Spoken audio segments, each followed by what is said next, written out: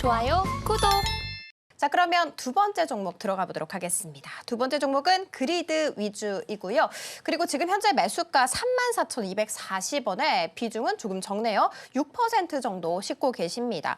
ESS 전기차 관련 이슈로 엮이면서 최근에 급등세가 나왔었지만 시장의 관심에서 좀 멀어지면서 제가 차트 한번 살펴봤더니 오늘 제외 최근 7거래일 연속해서 음봉을 맞은 상황이었습니다.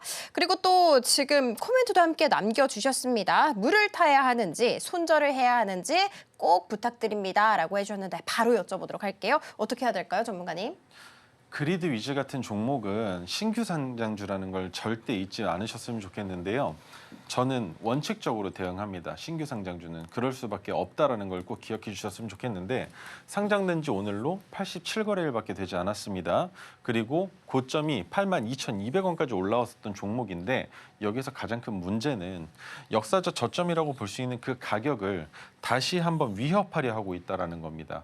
그런데 아래 꼬리가 달리고 반등이 나와준다면 하루 이틀 정도는 더 기다릴 수 있겠지만 종가 기준 3시 20분의 가격을 기준으로 했을 때 19,680원보다 주가가 아래로 빠진다면 그 자리에서는 손절하시는 게 맞습니다.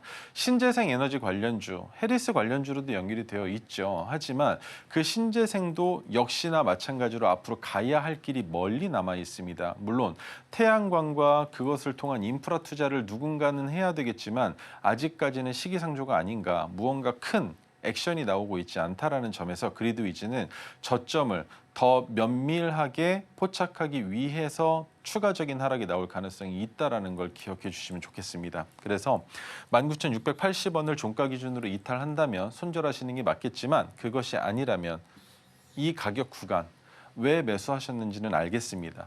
바닥을 잡고 올라가면서 이제 여기서 돌파만 나오면 추가적인 상승을 기대해 볼 수 있었겠죠. 여기까지 말입니다. 그런데 추가적인 상승이 나오지 않고 이 가격 구간에서 눌렸습니다.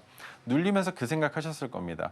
그래도 신규 상장주라도 20일 이동평균선 이탈할 때까지는 봐야 되는 것 아닌가라는 생각 분명히 하셨을 거예요.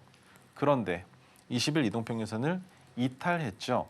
이탈하고 지속적으로 너무 큰 폭으로 하락을 하다 보니까 여기서부터는 손절 자리를 못 잡으신 겁니다. 그렇게 해서 물린 상황에 핑크색 지지선도 없으셨을 거예요. 그러면 이 핑크색 지지선 또한 마찬가지로 이탈하면 너무나 위험해지는 가격 구간이라는 생각하실 거고 지금 이 종목을 문의 주시면서도 분명히 머릿속에 그 생각을 하고 계실 겁니다. 분명히 손절하라고 얘기할 것 같은데 내가 이 종목을 잘라낼 수 있을 것인가.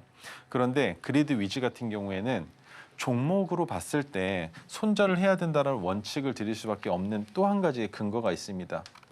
바로 기업 분석이죠. 기업 분석을 보시면 상장되기 전에는 돈을 벌었답니다. 매출액도 1,000억 이상 나왔고 영업이익도 마찬가지로 흑자였었습니다. 그런데 상장되고 나서 왜 돌연 갑자기 적자로 전환했는가? 이것에 대한 의심을 첫 번째로 품으셔야 된다는 거예요. 우리 파두 세태 때 겪어보셔서 아실 겁니다. 분명히 돈을 버는 기업이다라고 얘기를 했지만 그것이 거짓이라고 판명이 되자마자 주가가 큰 폭으로 하락을 하지 않았습니까?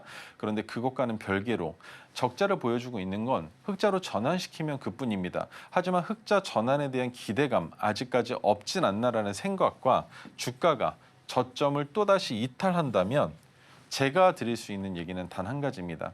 19,680원 이탈할 때는 손절하시면 추가적인 하락이 나온 이후에 재차 반등이 나올 때 19,680원은 진입해 볼 수도 있는 가격으로 우리가 잡아볼 수도 있다는 겁니다. 물론 이것 또한 위험성이 존재합니다. 그 이유는 주가가 내려갔다가 올라오면서 저항을 받고 다시 조정을 받고 상승을 하면 다행인데 반대의 경우가 있죠.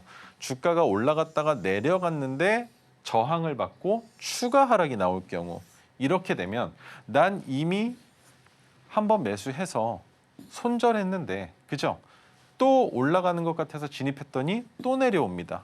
이런 상황이 나올 수 있기 때문에 그리드 위즈라는 종목에 목숨을 매기보다는 다른 종목들 중에 그래도 상장된 지 600거래일은 넘었고 시가총액 1,000억 이상이며 동전주가 아닌 종목들 중에 지속적으로 매출과 영업이익이 흑자를 보여주고 있는 그런 저평가되고 있는 기업들 있을 겁니다. 그래서 그런 종목들을 차라리 매수하셔서 그리드 위즈에서 손실 본 것을 만회하시는 게 더 현명한 투자처가 되지 않을까라는 말씀 드리도록 하겠습니다. 지금 바로 구독을 눌러보세요. 실시간 경제 뉴스, 투자 전문가들의 다양한 시황과 정확한 분석, 또 알찬 투자 정보까지 신뢰할 수 있는 저희 서울경제TV와 함께하세요.